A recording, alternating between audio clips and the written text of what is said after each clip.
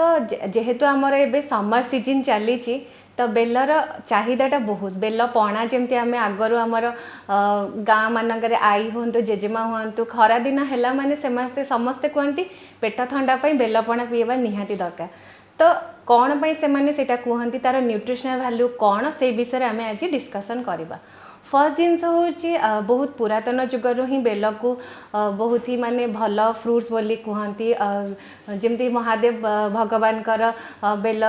टाकू से माने सबु प्रकार पूजा पर्व रे भी से फ्रुट्स टाकू से माने यूज करती तो आदि न्यूट्रिशनल प्रॉपर्टी कौन अच्छी। फर्स्ट जिनस हूँ बेल आमर बहुत प्रकार माइक्रो एंड माक्रो न्यूट्रिएंट्स अच्छे तो जमीती कि आमर माक्रो न्यूट्रिएंट्स रे प्रोटीन है फाइबर है कंटेंट ऑफ गुड फैट जोटा कहती आपणकर कैल्शियम है आयरन है यही सब न्यूट्रिशन अच्छे। नेक्स्ट माइक्रो न्यूट्रिएंट कौन कौन अच्छी जमती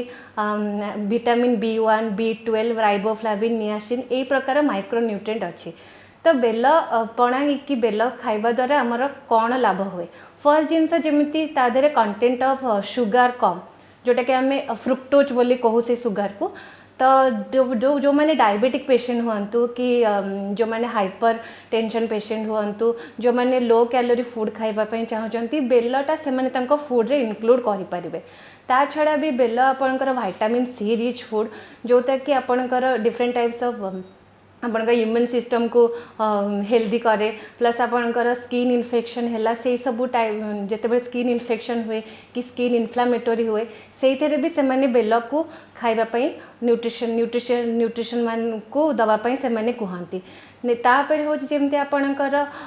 किसी भी गट फंक्शन हो आपणकर any type of bowel syndrome हो से टाइप फूड रे भी आप निजे बेल को इनक्लूड करें। जमती आपणकर एंटी डायरिया फूड से भी बेल फ्रूटा गोटे बहुत भल हेल्दी फ्रूट हिसाब से काम करे।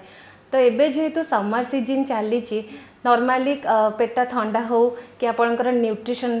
एनरिच पाई हो कि आपणक बॉडी डिहाइड्रेट हो जाउची से सब जिनस को आपन केमिति से सब जिनस आगो को न हो तापई आपन properly all types of liquid पीवा कथा। तो बेल पणा भी तादरे गोटे इनक्लूड होउची। बेल पणा सब प्रकार पेशेंट खाई पारे एमती नुहे जे माने किछेटा रेस्ट्रिक्टेड फूड हाँ जो मैंने लाइक जो मैंने कॉन्स्टिपेशन